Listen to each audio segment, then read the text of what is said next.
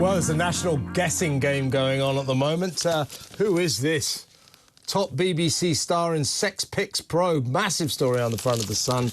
The BBC apparently is in turmoil. It is, we are told, a very, very major name. And when you all find out who it is, you will be astonished.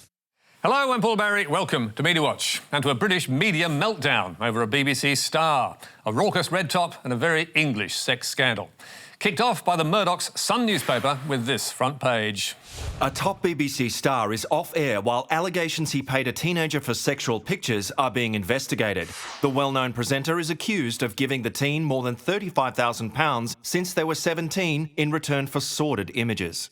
The Sun didn't name the star and was vague on whether the sex pics involved criminal behaviour. But it did say the TV host was a familiar face known to millions and quoted the mother saying, "Whenever I see him on telly, I feel sick. I blame this BBC man for destroying my child's life, taking my child's innocence and handing over the money for crack cocaine that could kill my child." That was day one, with the Sun unleashing another 5 front pages across the week, including BBC star sent pants pic to teen. Suspended BBC man's panic call to youngster. BBC star broke lockdown to meet another young stranger. By which time the BBC had suspended the unnamed presenter and was under attack for not investigating the claims sooner, leaving its Director-General in damage control. These are clearly damaging to the BBC. It's not a good situation. And BBC hosts making Freudian slips. The BBC is in the middle of another crisis and big questions are being asked. Again, about who knew what when and why the corporation is on the back foot. Meantime, social media was ablaze with gossip, rumour and abuse as high-profile BBC presenters were accused and forced to declare their innocence. Hate to disappoint the haters, but it's not me. Read that story in The Sun? That ain't me, babe. It certainly ain't me. And what about the unnamed young man who, according to The Sun, had provided the sex pics to the BBC star for money to buy crack cocaine? What did they have to say? It turned out quite a bit. Jason, I understand you have some breaking news. The lawyer who represents the person at the centre of these allegations, who claims that what was printed in the Sun newspaper was rubbish. It says that the young person sent the denial to the Sun newspaper on Friday. But by then, the rest of the media were playing the Sun's game by digging around for dirt on the still unnamed presenter. And the BBC's own investigation team was having some success. Good evening. A second young person has made serious allegations about the BBC presenter accused of sending money for sexually explicit photographs. BBC News contacted a young person who revealed that they first came into contact with the male presenter on a dating app. Plenty of insiders clearly knew who the host was, but declined to name him for fear of Britain's tough defamation and privacy laws. But after 5 days, he was unmasked as one of the BBC's highest paid stars, trusted with the nation's biggest stories. Buckingham Palace has announced the death of Her Majesty Queen Elizabeth II. Huw Edwards, now named as the presenter at the centre of a scandal that's dominated headlines for 5 days. It was Huw Edwards' wife, herself a journalist, who revealed his identity, issuing a statement to say he is suffering from serious mental health issues after being treated for severe depression in recent years. He is now receiving inpatient hospital care where he'll stay for the foreseeable future. That statement came moments after police announced no crime had been committed and its investigation was closed. And soon after that, as the Sun declared it would publish no more dirt, the backlash began. Rupert Murdoch's newspaper is facing serious questions over its reporting and ethical standards. Not for the first time. With the man who led the public campaign against News Corp's industrial phone hacking, Professor Brian Cathcart, leading the attack. Every editor and reporter who helped promote the Sun's story should feel shame. The Sun is vile. It is dishonest. It is destructive. Every single day it disgraces the name of journalism and erodes the quality of life in this country. And even one former Sun editor joined the pylon. The Sun inflicted terror on Huw despite no evidence of any criminal offence. This is no longer a BBC crisis, it is a crisis for the paper. That was rejected by The Sun, which defended its reporting, saying it was about two very concerned and frustrated parents who made a complaint to the BBC about the behaviour of a presenter and payments from him that fuelled the drug habit of a young person. So, was The Sun's story in the public interest? It says it was.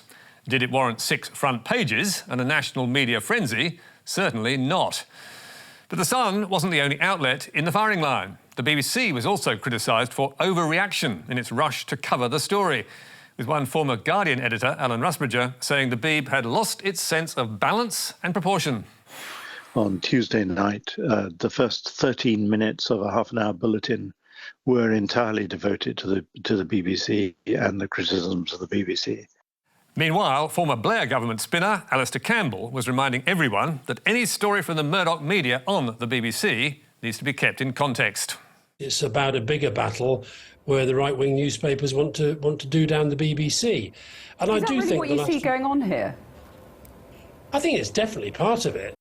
But Campbell's bigger despair was over the British media's obsession with a story that had no names, one source, one unpublished denial, and, as it turned out, no crime.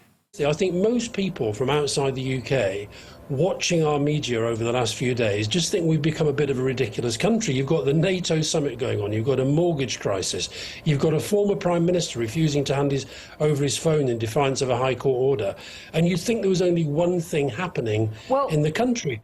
It is a very modern media tale. But now, let's come back home to a bizarre back-down and twist from the ABC. On Wednesday, the public broadcaster announced it was dropping its defence in a high-profile defamation case, thus opening itself up to damages and legal costs that could exceed $1 million. So, why did it fold? Lawyers for the ABC have told the federal court the broadcaster will not hand over documents in a defamation case that will identify a source. Former Special Forces Commando Heston Russell launched a case against the ABC and 2 journalists over stories in 2021 that he says imply he was involved in the shooting death of an Afghan prisoner. In a statement issued on Wednesday, the ABC said a ruling in the federal court case would have forced the ABC and our journalists to reveal the confidential name of a key source.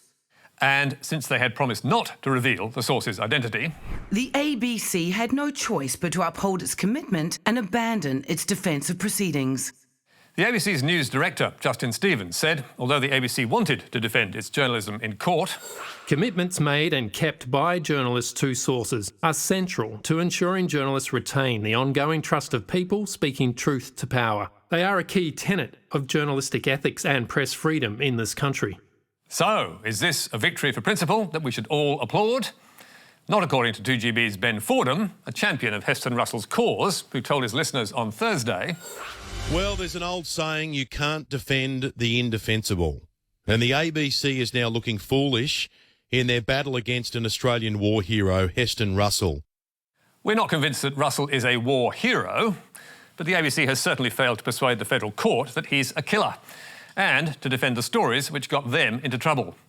The first being this online investigation by Gold Walkley winner Mark Willesee in October 2020. That did not name Russell, but the court found did identify him and did accuse him of being involved in killing an unarmed prisoner in Afghanistan in 2012. The ABC relying on an ex-US Marine who featured in Willesee's accompanying TV report. And then we heard a pop, and then they said, okay, we have 6 prisoners. And so it was pretty apparent to everybody involved in that mission that they had just killed a prisoner, that we had just watched them like catch and hog tie. Russell quickly outed himself and denied the killing. But a year later, the ABC doubled down with a news story by Josh Robertson linking back to the original online report, claiming that Russell's platoon was the target of a criminal investigation. By now, Russell was demanding the ABC apologise. And when that didn't happen, he decided to sue. The ABC's legal defence did not start well, with the first defeat coming in January when Justice Michael Lee ruled that the ABC had indeed defamed Russell by alleging that he, as commander of November Platoon, was involved in shooting and killing an Afghan prisoner during an operation in Helmand Province in mid-2012, that he habitually left fire and bodies in his wake when deployed in Afghanistan, and that he habitually and knowingly crossed the line of ethical conduct as a commando in Afghanistan. That left the ABC having to prove its allegations to be true or justified. But 3 months later, the ABC suffered a second defeat when it was forced to abandon its truth defence after Justice Lee struck most of it out. From then on, the ABC was relying on a new public interest defence introduced in 2021. And as the Australian's legal affairs writer told Sky News, it's a new defence. It hasn't been tested. We don't know exactly how it's going to go. Yeah. But it does come down to this question of reasonableness. Was it reasonable for the ABC to present this material? And if you look at the facts of this case, their source was not a witness. He heard something on a radio. it is that public interest defence that was dumped on Wednesday. So why did the ABC throw in the towel? And was it just to protect its source? Justice Lee was highly sceptical. Why, he asked, if the ABC was so concerned to keep Josh's identity secret, had it published photos and video of the US Marine in its stories, given that this surely made it easier to find out who he was. As Lee observed, if the ABC thought there was substance in Josh's fears of retribution, they must have assumed his potential assailants were a somewhat incurious and lazy lot. And sure enough, last Friday, 2GB's Ben Fordham gleefully set about showing that the judge was right. Well, I think we may have found him. It looks like his real name is He appears to be working as a sales coach in Those beeps, by the way, are ours.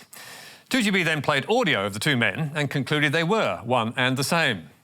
Meanwhile, in the federal court that morning, Russell's lawyers were assuring the judge that they too knew Josh's real identity. And Justice Lee accepted that, pointing out a litany of clues provided by the ABC in an affidavit and discovery that would have helped reveal it. Consequently, said Lee, he would no longer compel the broadcaster to identify its source because the parties already knew who he was. And he added, given you've told the world where he served, this is developing into a bit of a farce. The result is the trial will now go ahead and the ABC will mount a defence after all. Amazing. So what are its chances? In my view, not great. We pointed out in December 2021, when we first looked at the story, that the ABC had only one witness to the alleged killing and he had not actually seen it happen. And it's now clear that Josh will not give evidence. Even if he did, it's worth noting this March 2022 correction in which the ABC says Josh never claimed that Russell or his November platoon were responsible. So, what chance that a public interest defence will come to their rescue, with a judge who's clearly not impressed with the ABC's case so far? Again, it's hard to be optimistic. On Friday, ABC News reported, the veterans barrister criticised the ABC and said the public interest defence was hopeless. They went on a disgraceful publicity campaign in relation to the protection of this source. And what to make of it all? Well, from the outside, it looks like a right royal mess. And it's hard to disagree with Ben Fordham, who says, this is becoming extremely damaging for the ABC and unbelievably expensive. Legal costs would already be close to $1 million and taxpayers will be picking up the bill. And could it have been better handled? Chris Merritt says the ABC could have avoided all the fuss by taking down the stories and saying sorry. Why didn't they do this right at the very beginning and apologise? Simple as that. That may or may not be true, but what could now happen is that the ABC ends up doing both of those things and coughing up a big wad of cash. Of course, the ABC could still win and prove Media Watch wrong. The trial starts in 2 weeks' time. And finally, let's leave the courts and go to a preemptive strike 10 News Perth took to avoid ending up in one. Now to a correction. A correction, it's fair to say, that couldn't come much bigger. On Sunday, June 18, 10 News first featured a story on the alleged murder of Patrick Weiss. And that was big news in Western Australia, partly because Mr Weiss was a former West Coast Eagles physio and national handball coach. And who was charged with his alleged murder? 10 said it was High Wycombe teenager Alexander Mark Sutton. So why have we blurred his face? Well, for good reason, as 10's correction went on to make clear. That story incorrectly included an image of Alex Sutton, who shares the same name of the accused, instead of the accused Alexander Mark Sutton. Network 10 apologises. A journalist's worst fear comes true. Same name, different person. With 10 News accusing the wrong Alex Sutton of murder. What a shocker. And last week, the West Australian was fessing up to the same error and also apologising after publishing the wrong photo online. The West and Ten were tight-lipped about any settlement they may have reached with Alex Sutton, but defamation expert Mark O'Brien told us, in the present case, and based on previous payments, I would estimate damages in the range of 75 to 150k, with an apology and costs, if the error was promptly rectified. Ouch. We asked Ten and the West Australian if they'd made any changes to avoid making this mistake again. Ten declined to comment. But the West's managing editor, Amanda Keenan, told us, we are constantly examining our internal processes and have introduced additional checks and balances in a bid to ensure an error like this can't occur again. Let's hope they can identify the right man when the accused murderer Alexander Mark Sutton returns to court later this week. And that's all from us for tonight. Don't forget Media Bites on Facebook, YouTube and Instagram. But for now, until next week, goodbye.